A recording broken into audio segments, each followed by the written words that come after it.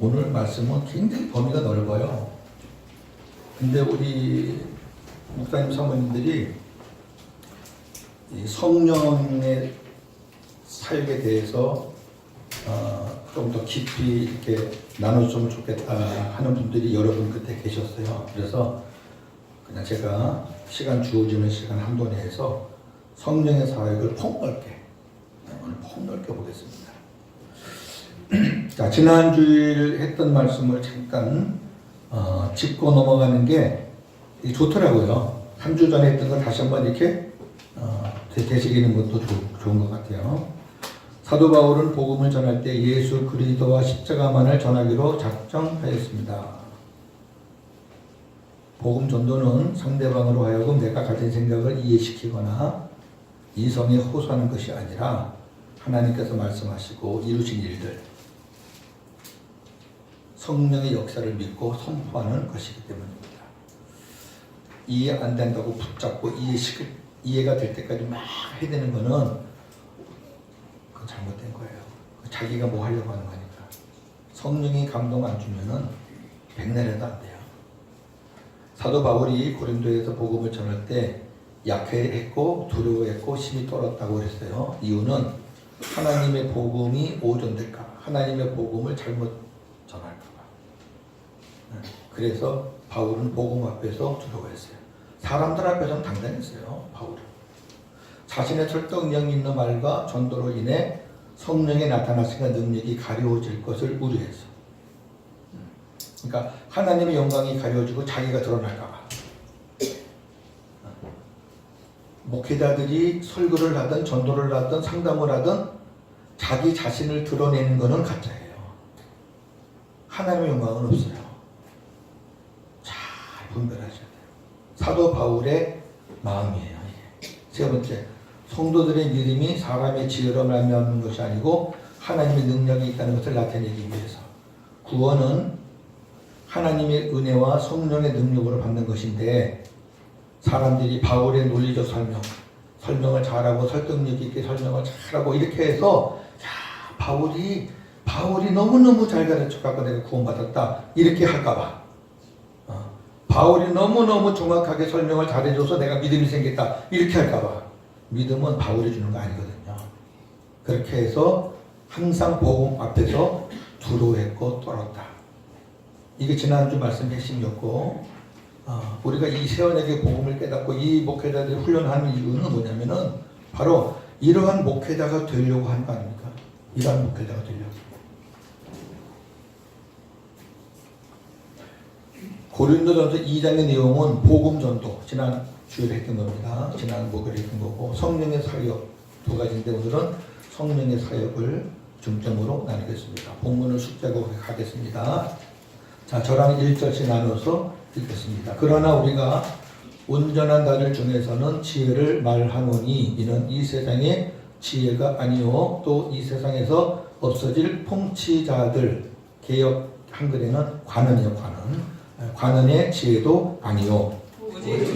하나님의 지혜를 말하는 것으로서 곧 감추어졌던 것이되 하나님이 우리의 영광을 위하여 한 세대에 미리 정하신 것이라. 이 지혜는 이 세대의 통치자들이 한 사람도 알지 못하였나니 만일 알았더라면 영광의 주를 십자가에 못 박지 아니하였으리라. 하나님이 사람을 위하여 지혜의 모든 것을 손으로 보지 못하고 이루어지지 못하고 사람의 마음으로 생각하지도 못하였다함과 같으니라. 오직 하나님이 성령으로 이것을 우리에게 보이셨으니 성령은 모든 것 곧 하나님의 깊은 것까지도 통달하시느니라. 사람의 일을 살아주시는 영광의 영광 아니요 이와 같이 하나님의 영광은 감추어야지 못하느니라. 우리가 세상의 영을 받지 아니하고 오직 하나님으로부터 온 영을 받았으니 이는 우리로 하여금 하나님께서 우리에게 은혜로 주신 것들을 알게 하려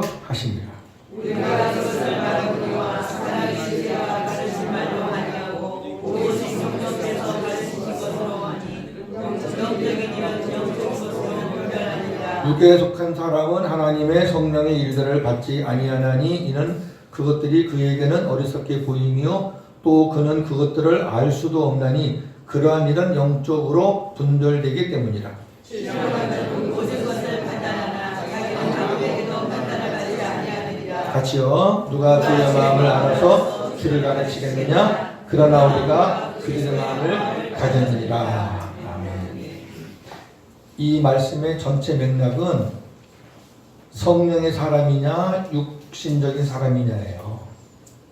여기 지혜가 나오죠. 우리 지난 시간에 했던 지혜는 예수 그리스도가 지혜예요. 하나님이 감춰놓은 지혜. 이 세상 지혜로는 예수님을 모른다는 말이에요. 통치자들 관원의 지혜 갖고도 예수님을 몰라요. 그러니까 예수님을 죽이죠. 이 하나님의 지혜는 하나님이 감춰놓은 거예요. 우리의 영광을 위해서 하나님이 함께 하시는 교회 성도들의 영광을 위해서 하나님이 만세전에 감춰놓은 거예요.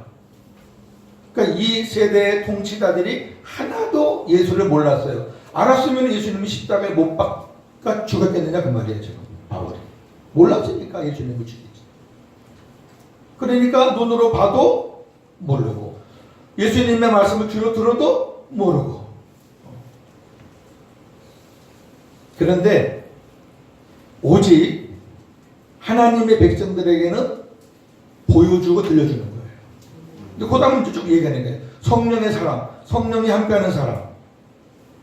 하나님이 깊은 것도 성령님은 다 통달하시니까 우리 안에 성령을 모시고 사는 사람, 우리 안에 그리스도를 모시고 사는 사람, 우리 안에 하나님 아버지를 모시고 사는 사람은 내가 똑똑해서가 아니라 그분이 가르쳐 주시는 거예요. 세상 공부는 박사를 몇 개 받아도 다 사람한테 배우는 거잖아. 우리는 사람한테 배우는 게 아니에요. 우리 안에 계시는 하나님으로부터 배운다고 우리는. 그러니까 이런 말씀을 봐도 깨달아지는 거예요. 신학을 안 했어도 좋아요. 우리 교회는 초등학교도 안 나온 무식한 집사님도 이거 다 깨달아요. 세상 거로 깨달는 거 아니에요. 근데 세상 공부 많이 한 사람들이 이거 봐도 못 깨달아. 왜? 자기가 너무 많아. 자기가 너무 많아가지고 이게 뭐야. 누가 앞에 쓰면은 저 사람 공부 어디까지 했어? 또 앞에 서면 저 사람 교회가 얼마나 커? 이것만 알아, 이것만. 그걸로 사람을 다 판단하고 다 묵살시켜버려. 너무너무 무서워요. 그러니까 육신에 속한 사람은 성령의 일들을 받지를 못해요. 그 말이에요. 육신에 속한 사람은 성령께서 가르쳐 줄 수도 없어요. 왜? 안 계시니까. 이론적으로는 계시다 그러는데 실질적으로는 자기 안에 안 계셔. 뭘 보면 아느냐? 행동을 보면 알지. 성령이 있는 사람과 성령이 없는 사람은 행동을 보면 알아요.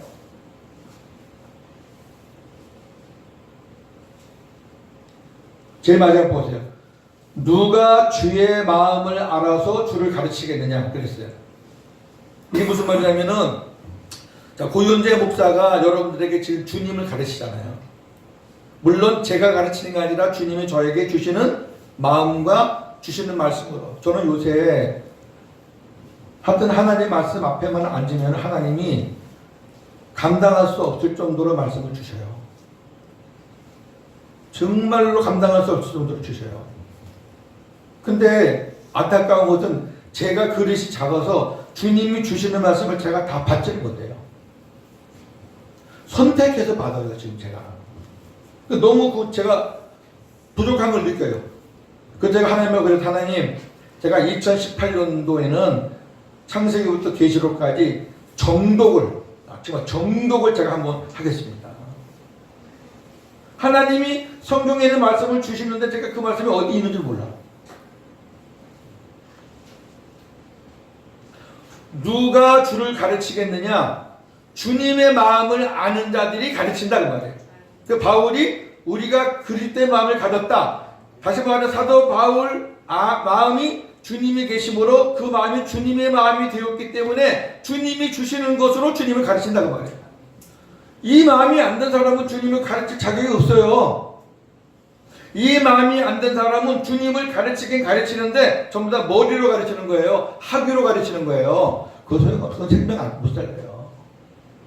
마음으로 가르쳐야지 마음으로 전달되는 거고, 머리로 가르치면은 머리로 전달돼서 교인들이 머리만큼 커져요. 목사가 생명이 안 되는데 생명을 낳을 수 있다? 없어요. 없어요. 절대로 없어요. 유정란이 새끼를 낳지 무정란이 새끼를 낳는 거 봤어요? 목사님이 생명이 없는데 어떻게 교인들이 생명이 돼요? 내 마음이 주님의 마음이 안 됐는데 어떻게 주님에 대해서 가르쳐요? 뭘 안다고? 그래서 제가 우리 대장도 마찬가지지만 5년 전에 저도 똑같이 그랬어요. 우리 교인들 앞에서 저도 뭐 결단을 한번 하니까 여러분 제가 지금까지 속았습니다. 여러분께 가르친 거 진리가 아니었습니다. 물론 틀린 말도 아니고 맞는 말이겠지만 내가 마음으로 생명으로 전한 게 아니었습니다. 여러분 죄송합니다. 다시 하겠습니다. 또 다시 했어요. 그렇게 하니까 교인들이 우리 목사 되게 웃긴다 그런 사람 하나도 없어요. 우리 목사는 용감하다 그랬어요.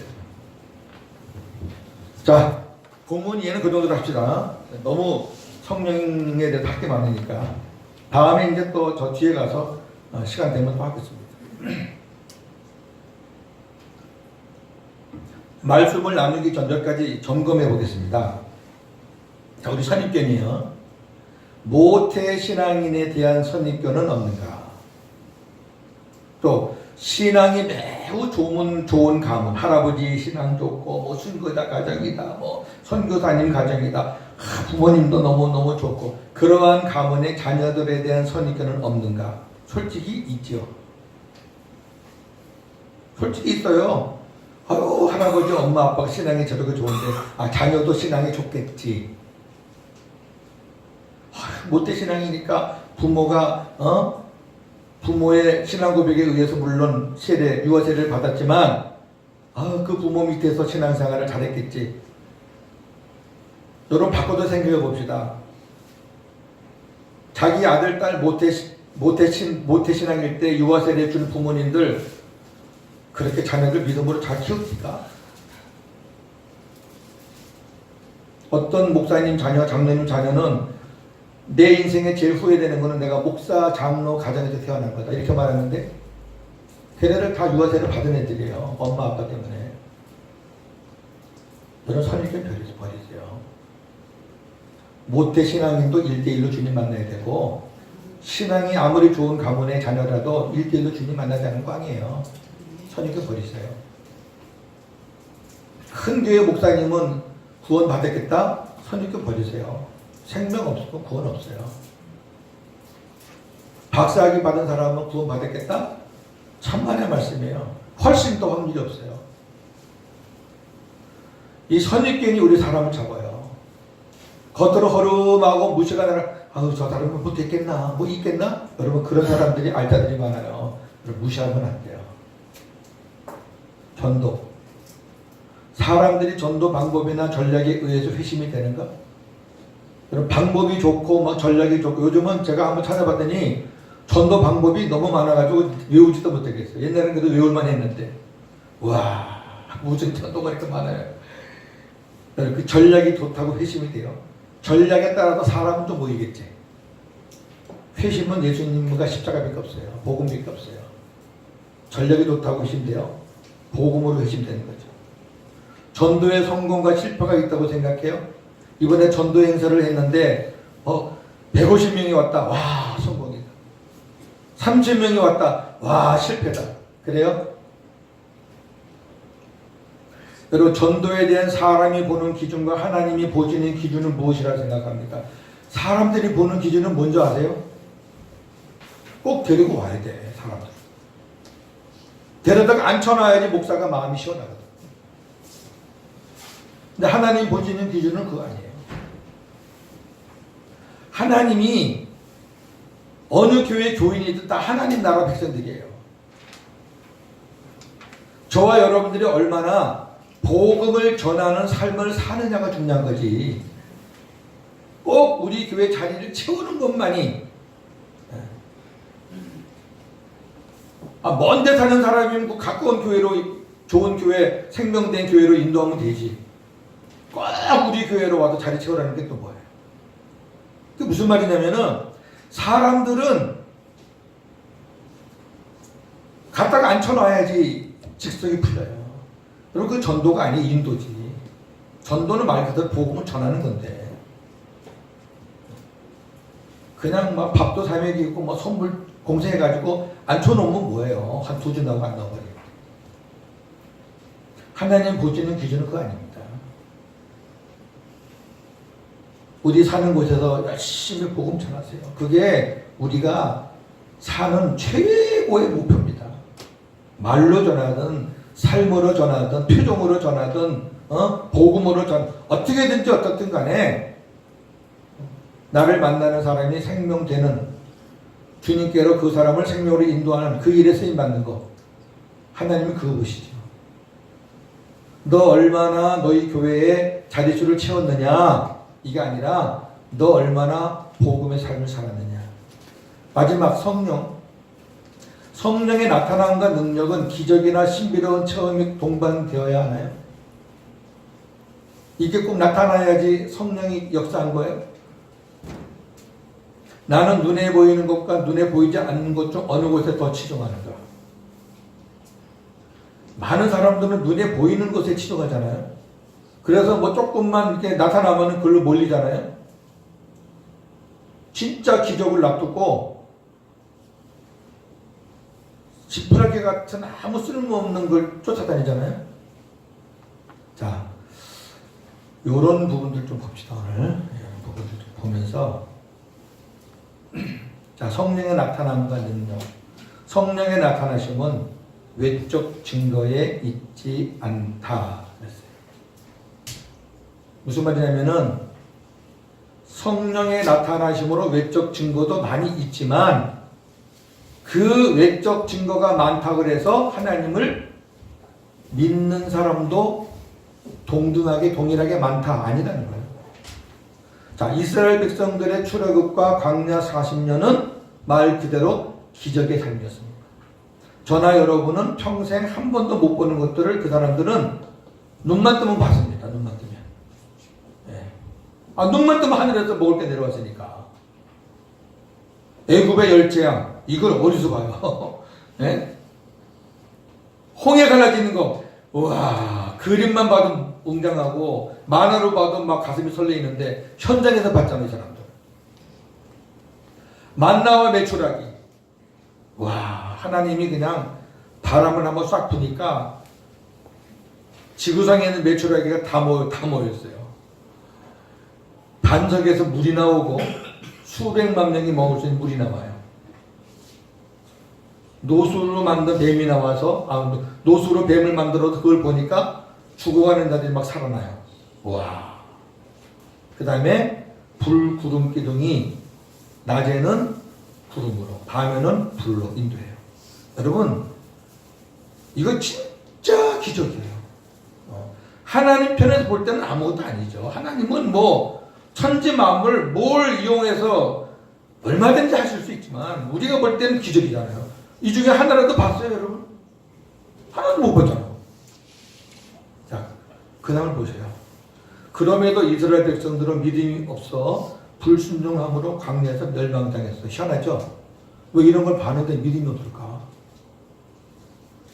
지금의 사람들도 본인이 신비와 체험을 해요. 자기 입으로 나 놀랄 일을 경험했다. 그리고 가족의 신비한 체험을 봐요. 우리 집사님이 다 죽어가다가 어느 목사님이 기도하니까 살아났어. 뭐 이런 체험을 딱 봐요. 그래도 믿지 않아요. 넘기시고 너무 먼 거니까 가까운 거 보겠습니다. 예수님은 하나님의 능력으로, 예수님 스스로 한 건 아닙니다. 하나님의 능력으로 수많은 사람들에게 기적을 보여주셨습니다. 예수님이 스스로 한 것은 하나도 없다. 하나님이 예수님을 통해서 하신 겁니다. 죽은 자를 살리시고 귀신을 쫓아내시고 온갖 각제병자들을 고치시고, 와, 이 각제병자들 안에는 뭐 무시무시한 병들이 많아요. 불치병들이 많아요. 바다를 잠잠케 하시고 물로 포도주를 만드시고 오병이어의 기적을 보이시고 본인이 직접 죽으셨다가 하나님의 능력으로 다시 살아 나시고. 네. 사람들은 이 수많은 기적을 봤어요. 근데 예수님을 믿지 않고 십자가에 죽여버렸어요. 여러분 이상하지 않아요?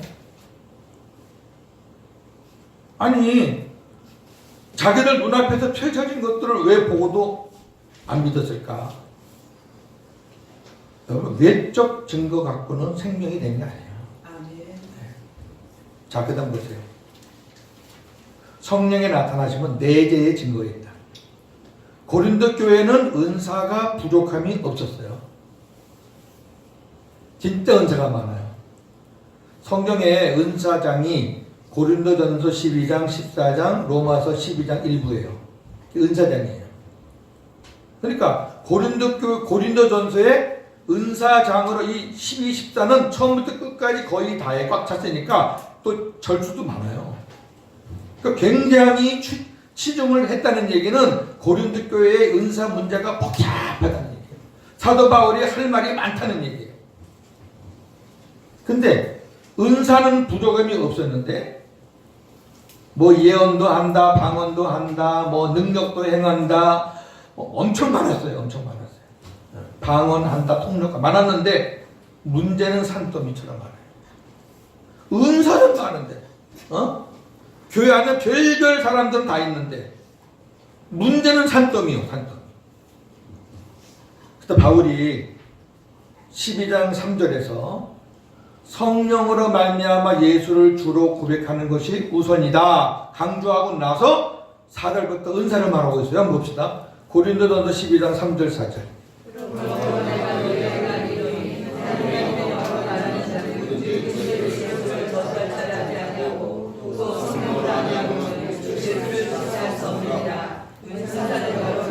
자, 이게 무슨 말이냐면은 은사에 대해서 4절부터 이제 굉장히 많은 말씀을 하시는데 성령의 역사가 은사도 있지만 성령의 가장 큰 역사는 내재하시는 성령의 역사로 말미암아 예수를 주라고 고백할 수 있는 게 제일 우선이다 그 얘기예요.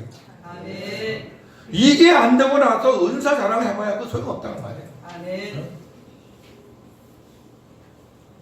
주님을 믿어 영접하고 성령으로 거듭나서 하나님의 자녀로 사는 것이 기적입니다. 아멘. 이게 기적이에요. 이게. 저나 여러분이 무슨 하나님의 자녀가 돼. 아이고 웃기지도 않. 자다가 벌떡 깨서 놀랄 일이지. 무슨 저나 여러분이 하나님의 자녀가 돼요. 무슨 자격이 있어요. 근데 하나님의 자녀가 될 때 우리는 그냥 복음을 듣고 주님을 영접한 것 뿐인데 하나님이 내가 너를 내 자녀로 삼았대. 이야. 여러분 우리가 어떠한 대가를 치러가지고 내가 받는 거는 기적이라고 안 해요. 생각하지도 않았는데 됐다니까 그게 기적이지. 그 다음에 내 안에서 기름을 부어주시면 지금도 계속 우리 안에서 성령께서 기름을 부어주세요. 그 부어주시는 그 성령께서 왜 내 안에 계시느냐. 하나님이 새 언약의 보증으로 두신 거예요. 저나 여러분 안에 성령이 계시다고 믿는 사람은 하나님께서 새 언약의 보증으로 성령을 탁 주셔가지고 고린도후서 1장 21, 22절에 보면 그 내용이 자세하게 나와요. 그래서 무슨 말씀이냐면 성령이 하시는 일이 다양해요. 성령의 은사도 성령이 하시는 거예요. 그러나 성령의 은사가 많이 나타났다 그래가지고 그거 보고 사람들이 예수 믿는 것은 아니다 그 말이야. 제가 말하는 거는 그게 틀렸다는 게 아니고 먼저 우리가 기억할 것은 내재하시는 주님과 성령으로 말미암아 내가 거듭나서 예수를 주라고 고백하는 자가 우선이다. 그게 우선이다. 일단 내재하시는 성령의 역사로 내가 하나님의 자녀임을 고백하고 그 위에 은사가 쌓여야지. 하나님의 자녀임을 고백도 안 하는 사람들이 은사를 받으면 상당히 위험할 수 있다 그 말이에요. 아멘. 또 예수를 모르는 사람들에게 이런 은사가 나타나는 거 보여주면서 야 이거 봐 신기하잖아. 하나님 살아계시니까 믿어. 그렇게 해서 믿어지는 게 아니니까. 여러분 그런 사람들은요 안 돼요. 그렇게 복음 있는 게 아니에요. 어떻든 오늘 만났든 내일 만났든 복음을 전해서 예수님을 그 안에 영접하게 만드는 게 중요한 거예요. 아멘. 그래 놓고 은사가 제대로 성령 안에서 활용되는 거지. 오늘날 많은 문제를 일으키는 사람들이 은사주의자들이잖아요. 여러분, 저나 여러분도 다 은사 있어요. 은사 존중해요. 그러나 은사주의라는 거는 뭐 다른 것 다 내치고 근데 은사가 최고라는 거예요. 은사가 없으면은 신앙생활도 그냥 후지부지 하는 사람 같고, 은사가 없으면은 뭐 하나님의 자녀가 아닌 것 같고, 순복음 같은 경우는 방언을 성령 세례라 그래요. 나 그 사람들하고 엄청 싸웠네요. 성령 갖고 들이대면 뭐를 따라요? 아니 그때 그거 간두고 조영기 목사님이 말해 이렇게 얘기하니까 뭐 대화가 돼야지. 대화가. 그러니까 중요한 거는요, 성령께서 내 안에 오셔서 나를 하나님의 자녀로 만들어서 내가 예수님을 나의 주라고 중심으로 주님 마음 안에서 고백하는 것이 제일 큰 기적이다. 아멘. 그리고 그 위에 은사도 있고 뭐 열매도 있고 뭐 그러는 거지. 충만도 있고. 네, 그것도 기억하시고요. 자, 성령의 사역을 좀 보겠습니다.